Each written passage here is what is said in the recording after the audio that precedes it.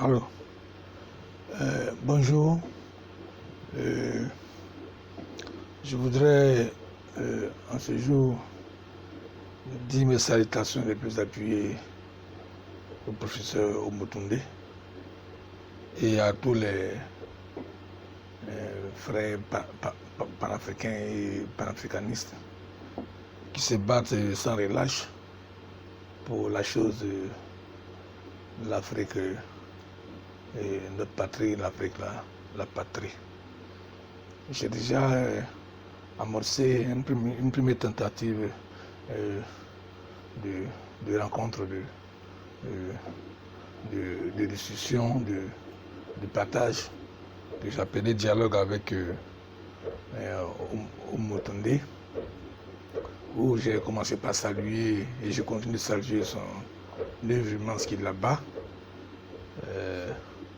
pour que nous puissions, disons, nous retrouver en tant qu'Africains, en tant qu'êtres humains. Aujourd'hui, je voudrais continuer dans ce sens-là. Ma contribution, disons, ma réflexion, je dois voir comme une contribution, et une tentative de réponse aux nombreuses questions que soulève son action, c'est-à-dire le problème du réveil de la conscience africaine. La conscience africaine, c'est-à-dire la recherche de cette humanité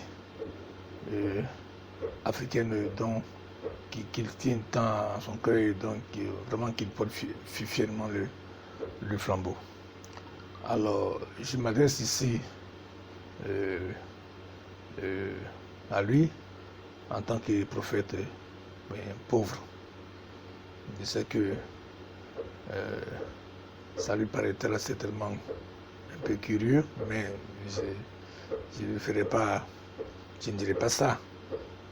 Je sais qu'il comprendra ce que je veux dire en disant que je m'adresse à lui, chercheur théologien que je suis, comme prophète pauvre.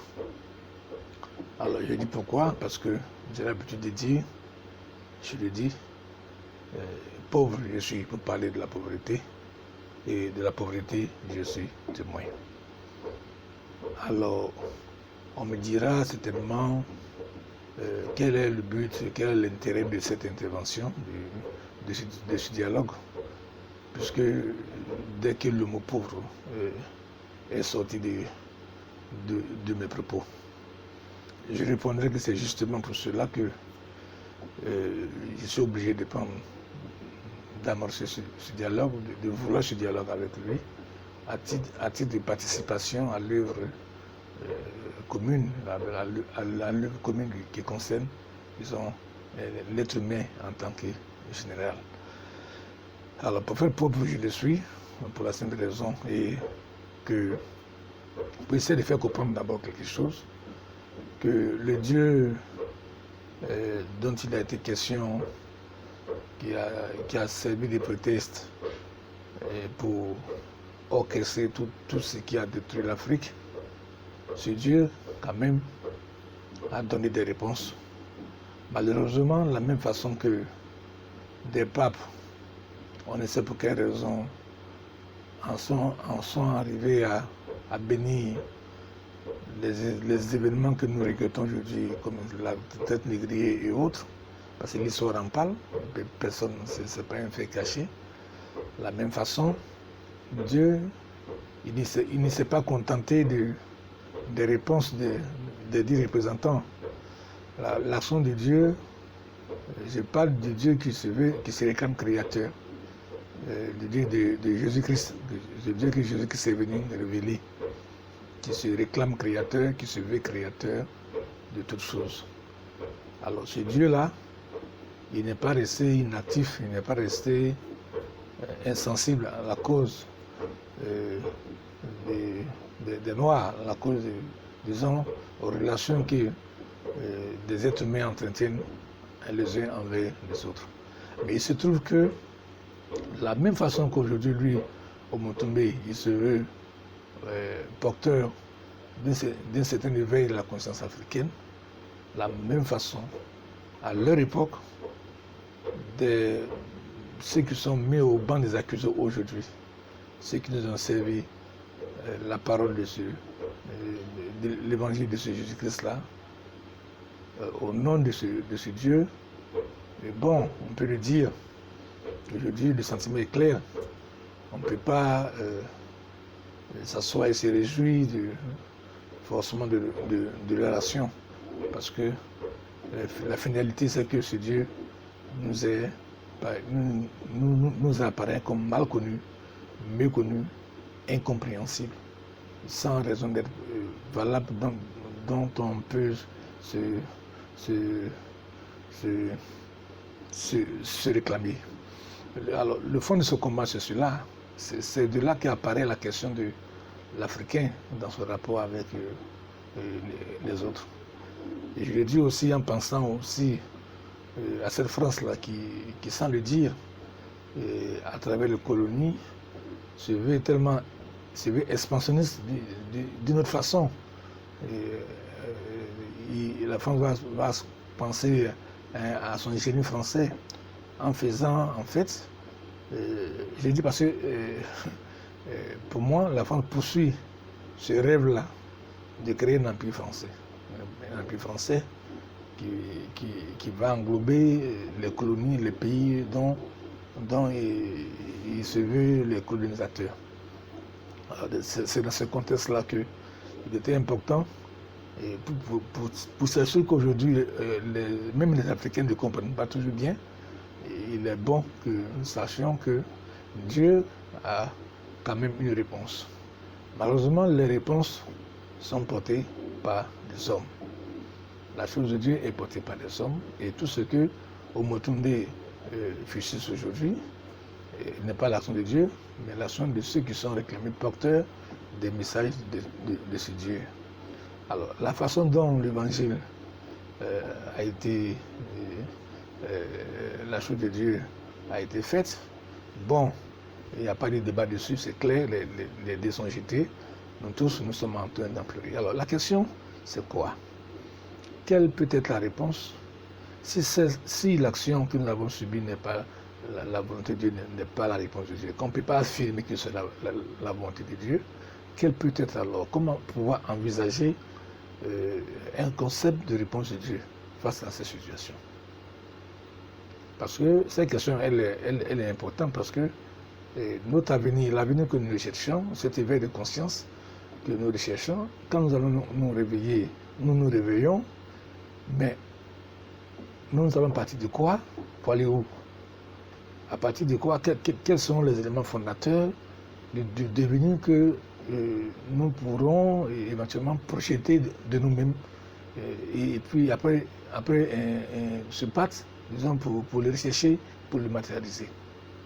Alors c'est à ce niveau qu'il va y avoir ce qu'ils appellent dans l'introduction de l'histoire des hommes en général, de l'action de Jésus-Christ, qui ne se veut pas seulement le Dieu des Juifs, de toute façon, les Juifs ne l'ont pas reconnu comme étant un Dieu, mais qui se veut le Dieu de tous les hommes, de ceux qui veulent arriver à la connaissance de ce vrai Dieu. C'est pour ça que mes propos, contrairement à ce ça peut paraître être, ne sont pas nécessairement inutiles, parce qu'il y a eu fausseté, et cette fausseté est décriée. Mais on ne construit pas sur du faux, il faut construire sur du vrai. Alors, dans quelle perspective cette notion de vrai peut être perçue et comprise? Et c'est ça l'objet de mon intervention. Alors, quand je dis je suis prophète pauvre, c'est pour faire comprendre quoi? D'abord, le mot pauvreté va apparaître comme, disons, la négation de la richesse, puisque c'est l'idée que l'idéal social, principalement capitaliste, a entretenu dans l'esprit des hommes et a nourri, et c'est de cet élément-là, en fait, que nos consciences ont été nourries. De sorte que notre perception de Dieu part même de cette notion, de cet idéal social-là. Voilà la raison principale, à mon sens, pour laquelle même les religieux en sont arrivés à tremper dans cette fausseté qui était tellement flagrant, mais qui leur est passé inaperçu. Parce qu'une fois qu'ils ont épousé l'idéal social, et une fois que l'idéal social est épousé, on traduit, on fait converger toute la volonté de Dieu vers cet idéal de société. Donc, effectivement, les colonisateurs, avec à leur tête, ne pouvaient que faire converger ce qu'ils comprennent comme volonté de Dieu à leur idéal social, de sorte à faire confondre ce que Dieu veut à ce qu'eux-mêmes décident, à ce qu'il est leur idéal social. Voilà la raison principale, après les sociologiens, avec l'aide, votre propre aide, avec tout ce que vous faites, voilà la leçon qu'on peut tirer de l'action de tout ce qui s'est passé et dont aujourd'hui nous pleurons les conséquences. Mais faut-il continuer à pleurer? Il dit non, parce qu'effectivement Dieu a une réponse. Alors le mot pauvreté est sur une rupture avec cet idéal social du capitalisme. Et effectivement, le pauvre dans l'idéal social capitaliste, c'est pas un être humain. Les écrits sont là, les preuves sont là, les projets de devenir, puisque c'est un être humain sans en être véritablement. On lui dit ce qu'on veut, on fait ce qu'on veut, et nous en sommes forcément arrivés là. Et je crois que c'est le but de votre combat. Alors, j'ai dit la dernière fois que c'est pour ça que parler d'un Dieu africain, c'est vrai qu'il existe des dieux en Afrique, mais puisqu'il y a un qui se veut révélateur, qui se révèle comme étant le Dieu créateur de tout le monde, j'ai dit que de faire attention parce que cette notion pouvait porter préjudice à ce combat. Parce que Dieu, en tant que créateur, il a besoin de s'affirmer en tant que créateur. Alors cette affirmation, il va le démontrer, par exemple, par ce concept du prophète pauvre dont je me réclame. Parce qu'effectivement, il va dire que je ne confie pas ma société de ceux qui m'aiment là aux riches, mais je le confie aux pauvres. L'évangile est là, il est écrit.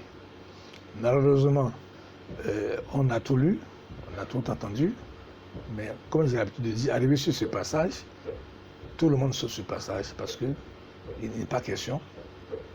Tromper en cela même, et ça justifie mes propos, tromper en cela parce que cette notion du pauvre héritier du royaume de Dieu, cette notion du pauvre en qui Dieu met sa confiance, elle n'est pas justifiée par l'idéal social capitaliste dans lequel les gens vivent et les gens se reconnaissent. Alors les conséquences, le professeur Omotunde est bien placé, il est mieux placé que moi pour en parler, les conséquences sont là. Il faut simplement, moi j'essaie simplement de faire ressortir, de contribuer à ma façon, à faire comprendre qu'en fait, c'est clair qu'il y a une démarcation, un déphasage entre ce que Dieu veut et l'expression de ce qu'on a fait de cette volonté. Alors c'est ce qui explique nos problèmes. Alors la notion c'est en ce moment que la notion du prophète pauvre va se révéler importante. D'abord en tant que rupture avec l'idée de société capitaliste et montrer comment Dieu en réalité se fait présent à l'homme. Parce que tout à l'heure, quand j'ai posé la question, mais quand nous nous réveillons, quand on reçoit cet éveil du conscient africain, on part d'où? On se base de quoi? Si on ne fait pas attention, on va encore replonger dans cette culture capitaliste dans laquelle nous avons été forgés et finalement on n'aura rien fait.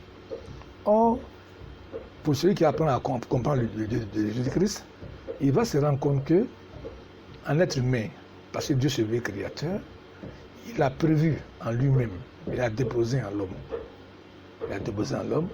un certain nombre de choses, un certain nombre de valeurs, un certain nombre de capacités, un certain nombre d'idéaux même de société dans lesquels lui, Dieu, il se reconnaît.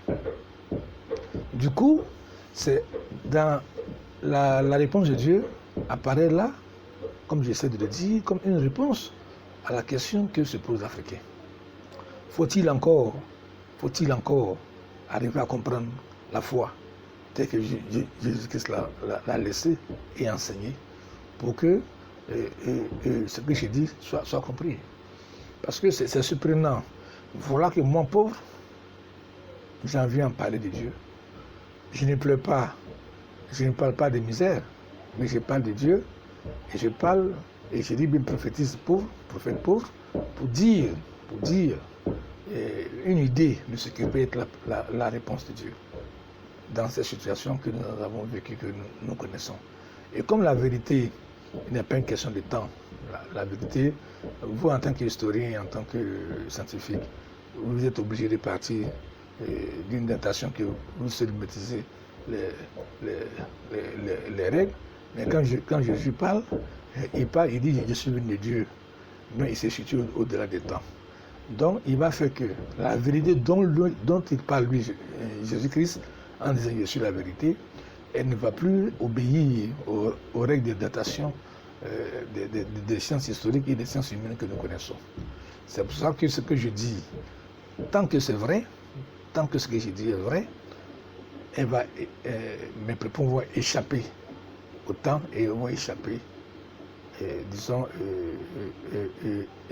à l'espace. Ce qui va faire que cette vérité du prophète parce qu'il est pauvre, parce qu'il est béni de Dieu, elle va monter sa capacité à se mettre au-dessus de tout ce qui est lié au temps et tout ce qui est lié à l'espace, dont au premier point, la chose de l'identité humaine. Ça veut dire que quand je parle de Dieu, je suis noir, africain, mais parce que prophète pauvre, ce n'est que ma couleur qui est noire, parce que je suis enfant de Dieu. Je ne suis pas pour replonger, je ne suis pas pour me regarder selon la couleur de ma peau, mais je le suis pour donner réponse à un concept de vérité que Dieu a donné et que les autres n'ont pas compris. Du fait même de leur culture, parce qu'ils ont regardé la couleur de leur peau, ils ont fait converger la chose de Dieu à leur culture, de sorte que finalement, ce n'est pas eux qui doivent changer, se convertir, mais c'est Dieu qui veut convertir à leur idéal de société. C'est ça qui a créé ce cafouillage, ce désordre, ce désastre que nous connaissons. Alors, je dis, nous n'allons pas comprendre, nous n'allons pas poursuivre ce désordre, puisqu'il est question de se reconstruire, puisqu'il est question de revenir à nous-mêmes. Quelle définition allons-nous donner à ce que nous sommes? Pourrons-nous formuler une définition de nous-mêmes en partant de nous-mêmes? Pourrons-nous le faire en nous mettant la notion du Dieu créateur? Voilà la véritable interrogation à laquelle nous serons tôt ou tard appelés à donner réponse. C'est pour cela que il m'est apparu important de faire comprendre qu'il existe le concept du prophète pauvre. Elle n'est pas une utopie, c'est une réalité. Et effectivement, ce que la Bible déclare par son apôtre Jacques est vrai. Est vrai parce que un pauvre peut parler et un pauvre peut parler au nom de Dieu. Voilà. Alors Dieu, et le pauvre, effectivement, Dieu, il a un message pour le monde. Il a un message pour le monde à travers le pauvre. Pauvre dont moi-même je m'éclame. C'est pourquoi je dis pauvre, je ne suis pas de la pauvreté. Et de la pauvreté, je suis témoin. Pour dire que quoi? Pour dire que la pauvreté de l'Afrique, on a tout dit dessus. Et les voix plus autorisées, ils ont dit et dit. Je voulais simplement apporter ce petit grain de message de Dieu, parce qu'il s'agit de quoi? La même façon, en fait, il s'agit de montrer que nous avons le moyen de nous comprendre nous-mêmes. C'est ce qui forme notre raison humaine. Mais Dieu, tant qu'il est vrai qu'il est créateur, il a son regard, et ce n'est pas avec nos yeux qu'il nous regarde, il nous regarde avec ses propres yeux. Alors, quelle compréhension Dieu a de nous? Même quand nous réclamons africains, quelle compréhension Dieu a de nous? Comment résoudre ce problème si on ne le connaît pas? Comment résoudre ce problème? Effectivement, Jésus-Christ est venu. Il va faire ce que les hommes croient pouvoir faire mieux, c'est-à-dire un saint baptême, une sainte naissance dans la foi en Christ, qui fait accéder à une vie nouvelle, avec des valeurs nouvelles, avec un concept d'homme qui est différent de celui que nous connaissons. Je pense au concept de l'enfant de Dieu, qui ne rentre pas dans le cadre des définitions traditionnelles que les sciences comme l'anthropologie, la sociologie, l'histoire ont fait de l'homme et qui forgent la conscience des hommes. Alors, avec Jésus-Christ, on a une vie nouvelle. Et ce qui est intéressant, c'est quoi? C'est que Jésus se réclame, lui-même, il se réclame d'être la vérité. Ça veut dire que, peut-être que par ma foi en Christ, parce que je suis prophète, mais je ne peux plus emprunter à mon vécu le sens que la culture, même celle dans laquelle je suis né, me donne autre chose. J'ai un autre regard sur moi-même. Cette fois-ci, c'est le regard de Dieu. Et quand je l'ai compris, j'ai réalisé tout ce que, en fait, tout ce guéguerre, tout ce qui est dit, bon, il y a un moyen d'échapper. Il y a un moyen de ne pas être victime et de ne plus être victime de ce genre de situation. Parce que nous ayant créés, nous ne pouvons pas être fruits d'un hasard et il le démontre par sa capacité à nous projeter un devenir. Nous sommes ses enfants et en épousant avec ce concept, on se rend toujours compte que si je suis enfant de Dieu, on dit le cabri ne peut faire qu'un cabri. Si je suis enfant de Dieu, je ne peux que voir ce Dieu m'habiter. Je ne peux que voir moi-même ce Dieu m'habiter. À partir de ce moment, tout change. Si Dieu m'habite, la perception du monde, la perception de ce que je suis, tout change. La projection que j'ai besoin de faire de ce que je suis, de moi, hier, aujourd'hui, demain, tout change. Et je n'ai plus besoin de l'emprunter. Ça fait que je n'ai même pas besoin de lancer un combat culturel, puisque je me place au-dessus de cette culture-là. Ma vérité, qu'est-ce qu'on va le dire? Je suis la vérité. Tout le temps, je le dis, il n'a pas emprunté la vérité à quelqu'un, il se réclame lui-même la vérité. À partir de ce moment, tous ces combats faits au nom de la culture perdent un peu de leur consistance, perdent un peu quand même de leur justification, je veux dire valable. C'est pas le fait c'est pas la capacité qu'on a à entretenir même ce qui est faux qui est important. Mais il s'agit, c'est la vérité. Ce qui est vrai, quand Jésus dit je suis la vérité, et j'aime souvent le dire, il ne dit pas que je suis juif, il dit je suis la vérité. Alors, c'est même papes qui ont fustigé, qui ont donné l'agrément pour la tête régulière, ne soyez pas étonnés qu'un autre pape vienne dire après que Jésus, du fait de sa naissance dans la société juive, a assumé cette culture. Bon, écoutez, j'ai dit, mais Jésus ne peut pas assumer une culture qu'il a passé tout le temps à fustiger et après a dit que voilà, je suis la vérité. Quand il dit je suis la vérité, par rapport c'est pas par rapport à la culture juive, il le dit. Il dit je suis la vérité. Alors il dit que Jésus assume de ce fait de la culture juive. Bon, c'est fait une erreur qui entache la conscience et qui empêche de voir Dieu dans la réalité de ce qu'il est. Je suis la vérité, je suis moi la vérité, je viens de Dieu. Ça veut dire que Jésus transporte une vérité de Dieu pour venir sur la terre. Alors, qu'on ne vient pas me dire que c'est une vérité culturelle, c'est une vérité culturelle. Alors, vous voyez, sans cela que je dis que j'ai dit au professeur Omotonde que c'est une contribution parce que ce réveil, il aurait sans doute besoin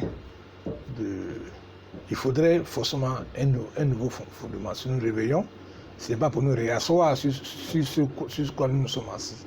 Donc cette donnée-là, elle a son importance parce qu'elle trouve tous les besoins que nous allons exprimer simplement parce que africains, parce que nous sommes réveillés, toutes les questions que nous aurons à nous poser, parce que réveillés auront besoin de réponses. Où les prendrons-nous?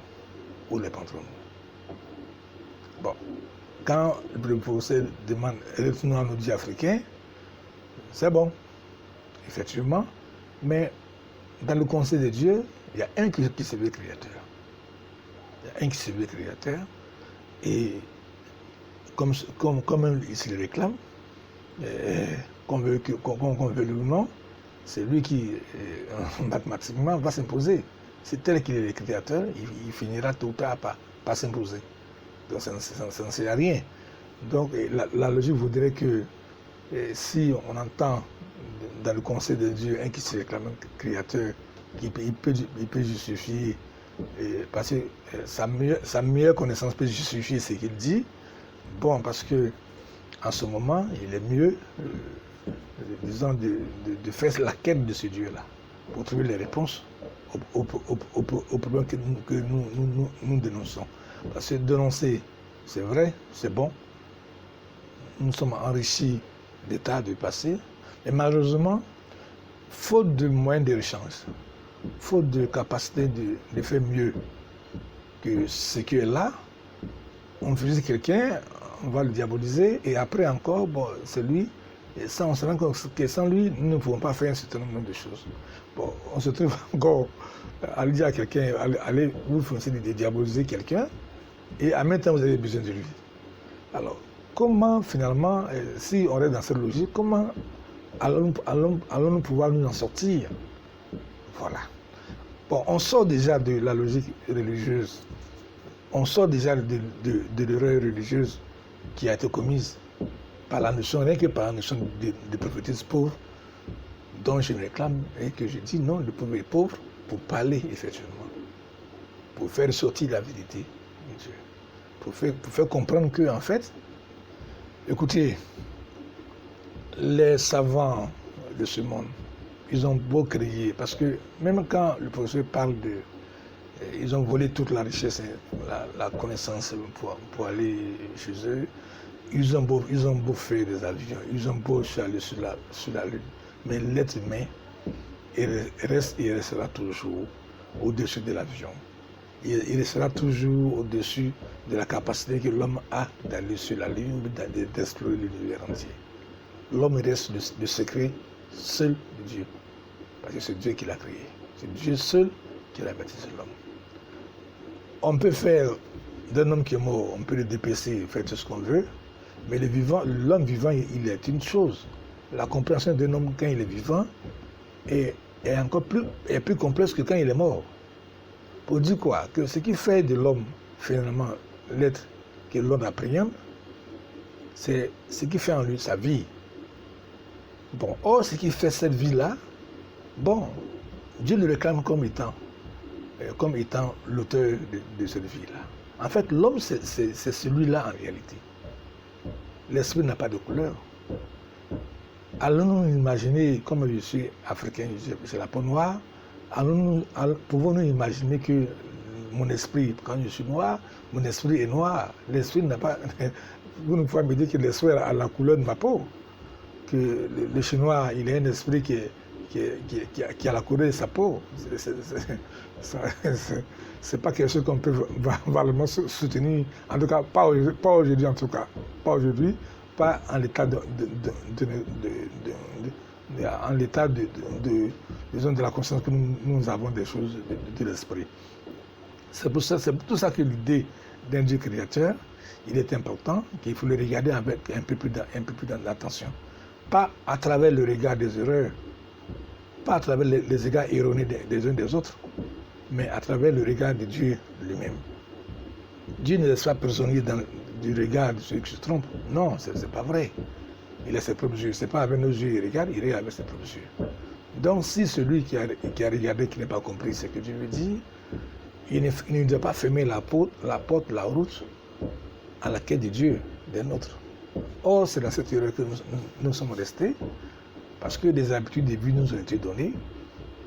On a été nourris au lait du mensonge et de l'erreur, avec des ambitions que jusqu'aujourd'hui nous avons du mal à comprendre. Alors, c'est le peu que je voulais dire, disons, dans la deuxième partie de ce dialogue avec Omotunde, pour parler de la chose d'Afrique. Pour dire que, quand il parle de la chose d'Afrique, je souhaiterais qu'il introduise, et c'est ça ma contribution, ce concept-là d'enfant de Dieu, qui en fait de résoudre le problème qui met si bien en lumière. Voilà. Donc, j'ai la peau noire, mais je suis enfant de Dieu. Je ne dis pas que je suis africain, je suis enfant de Dieu, mais qui a une peau noire, c'est différent. Et quand je ne parle pas de la culture humaine, parce que la vérité, la source de la vérité, elle ne vient de nulle part, d'aucune nation africaine. Cette culture est identifiée, elle est identifiable, son auteur est identifié. Il s'agit de Jésus-Christ. Alors, une fois que Jésus s'est réclamé les choses, être la vérité, et que vous avez connu la foi en Christ, il n'y a rien à faire, vous ne pouvez plus justifier valablement en ce que vous dites en son nom, la présence, vous ne pouvez pas faire le lien avec votre culture et le réclamer comme un élément de votre culture. C'est pas possible, c'est pas vrai. C'est pas possible, c'est pas vrai. On ne peut pas le soutenir valablement parce que simplement, il y a un auteur qui est là et vous prenez quelque chose ailleurs et vous lui dites non, c'est une personne qui dit, bon, tout de suite vous voyez déjà que il y a un déphasage, il y a encore le qui réapparaît. Or, si Dieu nous appelle à lui, ce n'est pas pour qu'il nous reçoive dans notre culture. Il nous appelle à lui, et pour que nous nous comprenions, il faut bien une notion de culture pour que nous puissions nous communiquer. Mais cette notion de culture, c'est ce qui introduit la chose de la vérité du Christ. Je pense que c'est cette difficulté-là, qui n'est pas moindre, il faut le dire, qu'ont rencontré les tenants de la religion, ceux qui sont réclamés, ceux qui ont perdu un peu la légitimité historique de la chose qui leur a été donnée, et puis bon là, pour nous entraîner dans ces situations que aujourd'hui nous déplorons tous et sur lesquelles nous posons une question. Alors c'était là simplement ma contribution.